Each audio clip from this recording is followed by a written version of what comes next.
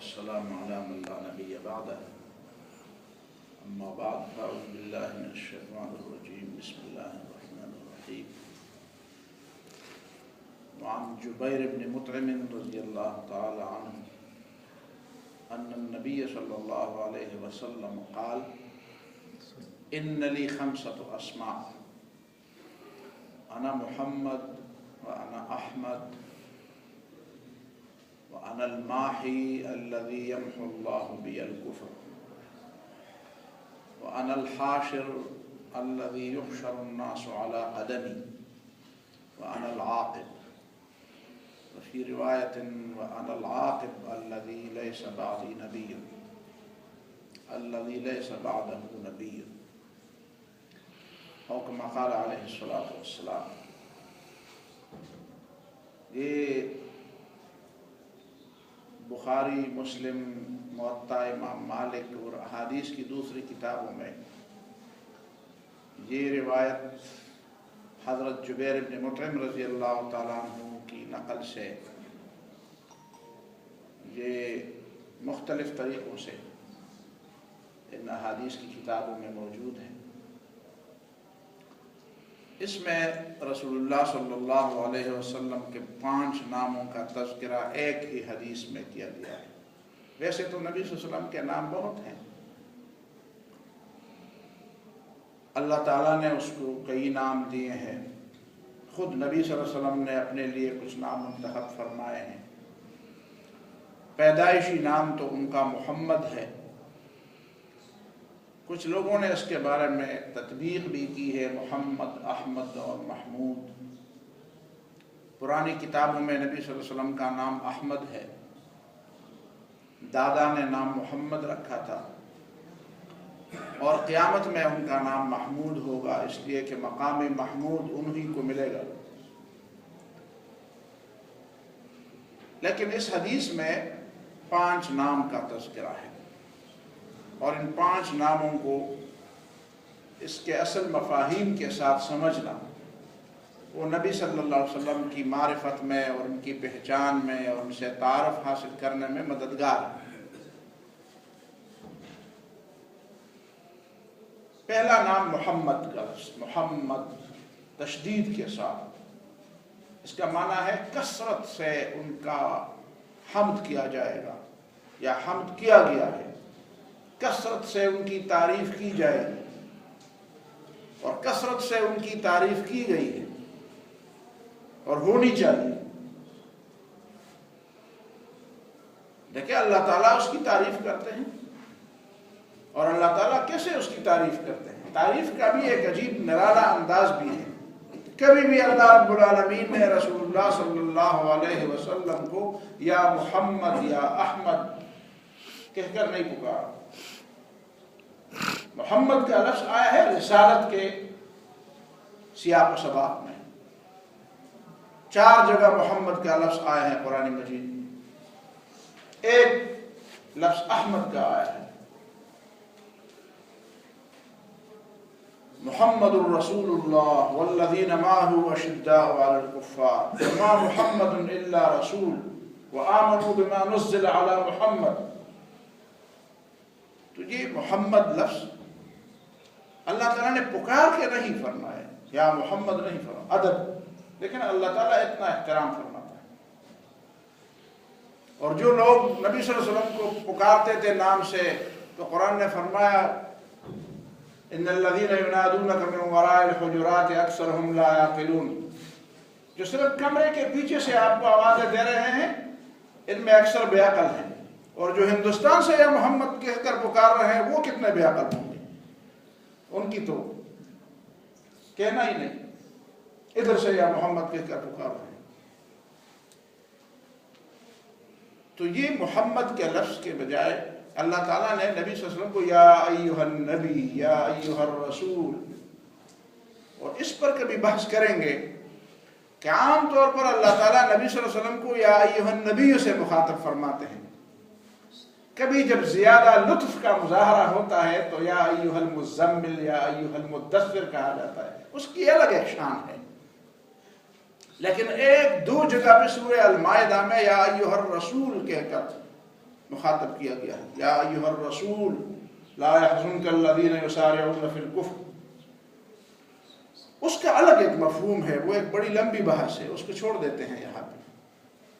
لیکن یہ اللہ تعالیٰ کی ان کے شان کے بارے میں کتنی ایک انداز کے ساتھ، صرف بظاہر الفاظ کے ساتھ اور نصوص کے ساتھ نہیں، انداز کے ساتھ بھی، لیکن تعریف کرتے ہیں اس کی۔ ان اللہ وملائکتہ یصلون علی النبی، خود ان کی تعریف کرتے ہیں۔ کیسے تعریف کرتے ہیں؟ صلاۃ کیسے بھیجتے ہیں ہمیں نہیں معلوم، ہمیں تو خود کہا گیا ہے کہ جب تم صلاۃ و سلام پڑھو تو صحابہ کرام نے فرمایا ہم کیسے صلاۃ پڑھیں؟ تو رسول اللہ صلی اللہ علیہ وسلم اگرچہ بات کرنے کی تو یہی تھی کہ نبی صلی اللہ علیہ وسلم ان کو سمجھاتے کہ دیکھو میں جتنا بڑا ہوں اس لحاظ سے آپ میرے اوپر درود نہیں بھیج سکتے، اس لیے آپ مجھے پہچانتے نہیں، آپ اللہ سے دعا کریں کہ میری شان کے مطابق میرے اوپر درود بھیجے۔ لیکن یہ بات نبی صلی اللہ علیہ وسلم نے نہیں فرمائی۔ قابل تعریف ویسے تو نہیں ہوتے، خلق عظیم ویسے تو نہیں ہوتے، بڑی شان ویسے تو نہیں ہوتی۔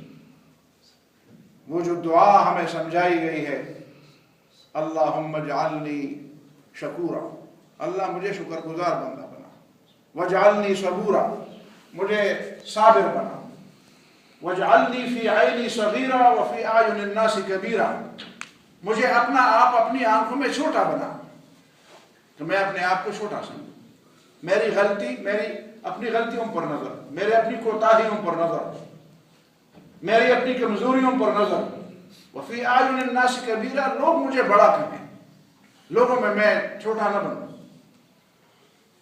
کسی شعر کے اندر داخل ہوتے وقت آپ اپنے شعر میں جائیں، کسی دوسرے شعر میں جائیں، اللہم بارک لی فی ہذہ البلاد وما حولہا، اللہ ان راستوں میں، ان علاقوں میں اور ان کے ارد گرد علاقوں میں مجھے محبوب، میرے لیے برکت عطا فرما، وحببنی الی اہلہا، اور مجھے اس کے باشندوں کی نظر میں محبوب بنا، وحبب صالح اہلہا الیہ، اور ان میں جو اچھے لوگ ہیں وہ مجھے محبوب بنا، مجھے سارے کا سارا سب کا محبوب بنا، اور ان میں جو اچھے لوگ ہیں ان کو میرا محبوب بنا۔ فی عینی صغیرہ، بڑے لوگوں میں یہ باتیں ہوتی ہیں، وہ اپنے آپ کو بڑا نہیں سمجھتے، لوگ ان کو بڑا سمجھتے۔ تو نبی نے فرمایا بس اللہ سے مانگو کہ وہ میرے لیے میری شان کے مطابق میرے اوپر درود بھیجے۔ اللہم صلی علی محمد، اس لیے ہم کہتے ہیں محمد، جن کی بہت زیادہ تعریف کی گئی ہے، فرشتے بھی ان کی تعریف۔ ایک دفعہ جبریل علیہ السلام رسول اللہ کی خدمت میں حاضر ہوئے اور ایک اور فرشتہ بھی ساتھ تھا، تو جبریل علیہ السلام نے نبی صلی اللہ علیہ وسلم سے فرمایا کہ اللہ کے رسول، میں تو بار بار اللہ کے حکم سے آپ کے ہاں آتا ہوں، لیکن یہ فرشتہ کبھی اس دنیا میں آیا نہیں، اس نے یہ زمین کے پہلے کبھی دیکھی، ایسی چیز ہے ہی نہیں یہ زمین کہ اس کو دیکھنے کی اسے کوئی آرزو ہوتی، بس آپ ہی کے لیے آیا ہے، آپ ہی پر سلام کرنے کے لیے آیا ہے، اس نے سنا ہے، اس نے پتہ ہے کہ اس دنیا میں کون رہتا ہے، اور صرف آپ کے سلام، آپ کے اوپر سلام بھیجنے کے لیے اور خود سلام عرض کرنے کے لیے اللہ سے اجازت لے کر یہ فرشتہ زمین پر اترا ہے۔ فرشتے بھی ان کو عظیم سمجھتے ہیں، مسلمانوں کو کہا جاتا ہے تم بھی عظیم سمجھو، محمد بڑی تعریف کی جائے، دنیا کے لوگ بھی تعریفیں کرتے ہیں، یہودی بھی تعریف کرتے ہیں، عیسائی بھی تعریف کرتے ہیں، ہندو بھی تعریف کرتے ہیں، دوسرے بھی تعریف کرتے ہیں، دنیا جہان کے لوگ تعریف کرتے ہیں، لیکن تعریفوں سے کچھ نہیں بنتا، اس پہ آپ خوش نہ ہو جب تک ان کی رسالت کو تسلیم نہ کرے، جب تک وہ محمد الرسول اللہ کا اعتراف نہ کرے، عبدہ و رسولہ کا اعتراف نہ کر دے، اور ہمیں بھی یہی کہا گیا ہے۔ اور محمد نام نبی صلی اللہ علیہ وسلم کے لیے ان کے قریب زمانے سے پہلے کسی کا نام محمد نہیں گزرا پوری عرب کی تاریخ میں، یہ نبی صلی اللہ علیہ وسلم کے زمانے کے قریب زمانے کی بات تھی کہ مکے کے کچھ لوگ گئے تھے ادھر، شام گئے تھے، تو بیٹھے تھے، کھانا کھا رہے تھے، گپ شپ لگا رہے تھے، دور سے ایک عیسائی راہب نے ان کو دیکھا، یہ لوگ تو یہاں کے نہیں ہیں، تو کئی بار کے لوگ ہیں، تو وہ راہب جو پادری تھا ان کے ہاں آیا، تو لوگوں آپ تو اس علاقے کے نہیں لگتے ہو، کسی باہر سے آئے ہو؟ تو ہاں ہم حجاز سے آئے ہیں۔ کہتے حجاز سے آئے ہیں۔ حجاز کے کون سے شہر سے آئے ہیں؟ کہتے جی مکے سے آئے ہیں۔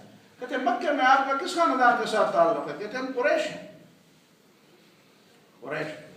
اچھا تو آپ کو ایک بات بتاؤں، آپ کے ہی شہر میں، آپ ہی کے قبیلے میں ایک پیغمبر پیدا ہوگا، آخری پیغمبر ہوگا، اور اسی کا نام ہوگا محمد صلی اللہ علیہ وسلم، اور اس کا زمانہ بالکل قریب آ رہا ہے۔ اب ان 6-7 آدمیوں نے ایک دوسرے کو دیکھا اور باہم ایک دوسرے کے ساتھ مشورہ کیا کہ ہم میں سے جس کے یہاں بھی بیٹا پیدا ہو، پوتا پیدا ہو، ہم اس کا نام محمد رکھیں۔ اور سب نے اپنے بیٹوں پوتوں کا نام محمد رکھا، لیکن ان میں سے کوئی بھی وہ نہیں تھا جو محمد ابن عبداللہ بنا، جو محمد ابن عبداللہ ابن عبد المطلب۔ عبد المطلب کو پتہ نہیں تھا۔ جب ان سے پوچھا گیا آپ نے اپنے اس پوتے کا نام محمد کیسے رکھا؟ کہتے مجھے بس توقع ہے اور مجھے یہ امید ہے، مجھے آرزو ہے کہ یہ محمد بنے گا، جس طرح اس لفظ کا معنی ہے یہ معنی والا یہ بنے گا، اس کی تعریف ہوگی۔ اور پھر جب وہ نبی صلی اللہ علیہ وسلم کو جب وہ اٹھنے بیٹھنے کے ہوئے ابھی اس عمر کو پہنچے تو عبد المطلب کے لیے ایک تخت بنایا گیا تھا، تخت، اس پر بیٹھتے تھے، سردار تھے، سرداروں کے سردار تھے، اور اس تخت کے ساتھ بیٹھنے کی کسی کو ضرورت نہیں ہوتی تھی، لیکن جب رسول اللہ صلی اللہ علیہ وسلم بچپن میں کبھی ان کے قریب آتے تو چلتے چلتے اسی کے تخت پر جا کر بیٹھ جاتے، تو عبد المطلب ہنس پڑتے اور لوگوں کہتے ہیں ان ابنی ھذا سید، میرا یہ بیٹا سردار ہوتا۔ اس کی شان، ان کے انداز سے پتہ چلتا ہے کہ یہ دنیا کا سردار بنے گا، اس کے انداز ایسے ہیں۔ تو یہ ہے محمد صلی اللہ علیہ وسلم۔ اور وَأَنَا أَحْمَد، میں احمد ہوں، سب سے زیادہ تعریف کرنے والا۔ دیکھیں نا، ہم بھی تعریف کرنے والے ہیں، ہم کون سی تعریف کرتے ہیں؟ تعریف کرنے کی کوئی ایسا گوشہ ہے، ایسا کوئی طریقہ ہے جس کے ذریعے نبی صلی اللہ علیہ وسلم نے اللہ کی تعریف نہ کی ہو؟ ہم اللہ کی بڑائی بیان کرتے ہیں، تعریف کرتے ہیں، کہاں کرتے ہیں؟ مسجد کے کونے گردرے میں، مسجد میں، اور رات کے وقت اندھیرے میں نبی صلی اللہ علیہ وسلم نے اللہ تعالیٰ کی جتنی تعریف کی وہ ہم نہیں کر سکتے۔ کیا ہم میں سے کوئی بتا سکتا ہے، کوئی مثال پیش کر سکتا ہے کہ اللہ کی تعریف کرتے کرتے کھڑے کھڑے آپ پاؤں میں ورم پڑ جاتا ہے اور سجدے میں پڑے پڑے آدمی کی ہچکیاں نکل جاتی ہیں؟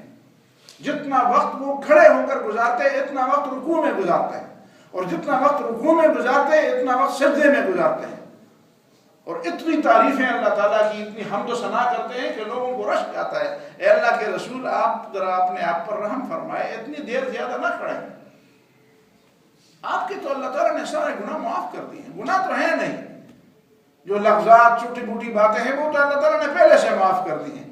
تو نبی صلی اللہ علیہ وسلم فرماتے ہیں افلا اکون عبدا شکورا، تو میں کیا شکر گزار بندہ نہ بنوں؟ تو مجھے شکر ہی زیادہ ادا کرنا چاہیے۔ اور یہ تو کوئی آسان بات ہوئی، لیکن میدان میں اللہ تعالیٰ کی کبریائی بیان کرنا، میدان میں اللہ تعالیٰ کی عظمت اور بڑائی بیان کرنا۔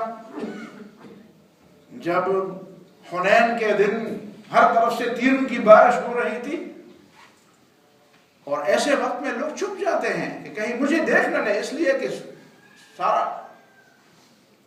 مقصود تو وہی تھے، اور اسی وقت رسول اللہ صلی اللہ علیہ وسلم کھڑے ہوئے، انا النبی انا ابن عبد المطلب انا النبی لا کذب، میں پیغمبر ہوں، جھوٹا نہیں ہوں، اور میں عبد المطلب کا بیٹا ہوں، یہ نبی لا کذب، میں بھی نبی صلی اللہ علیہ وسلم نے اللہ تعالیٰ کی کبریائی کا اظہار کیا، میں نبی ہوں، میں اللہ تعالیٰ کی طرف سے بتانے والا ہوں۔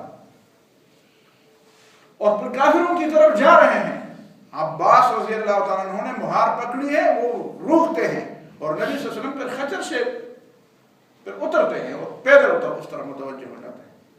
کیا تم مجھے ڈرانا چاہتے ہو؟ پیغمبر ڈرنے والا نہیں ہوتا۔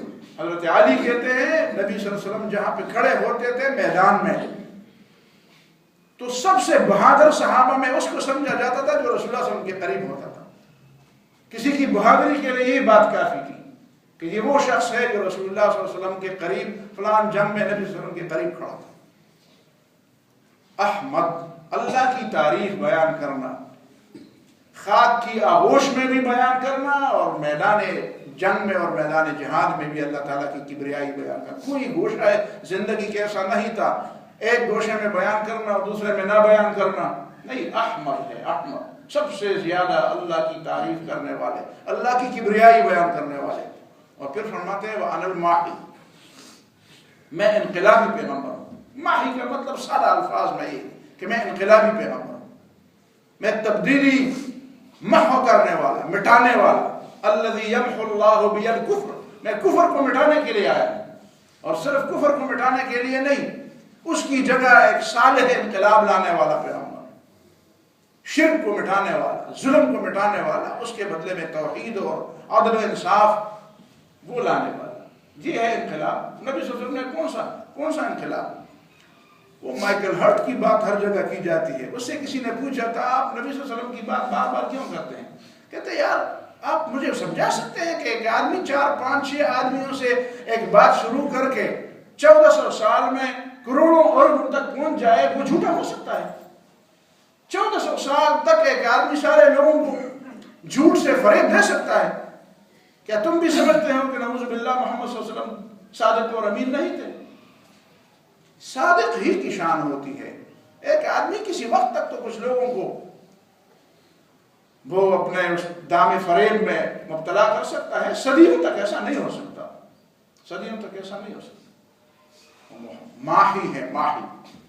اور پھر فرمایا وَأَنَا الْحَاشِرُ، میں حاشر ہوں، الَّذِي يُحْشَرُ النَّاسُ عَلَىٰ قَدَمَيْهِ، لوگوں کو میرے بعد اٹھایا جائے گا سب سے پہلے۔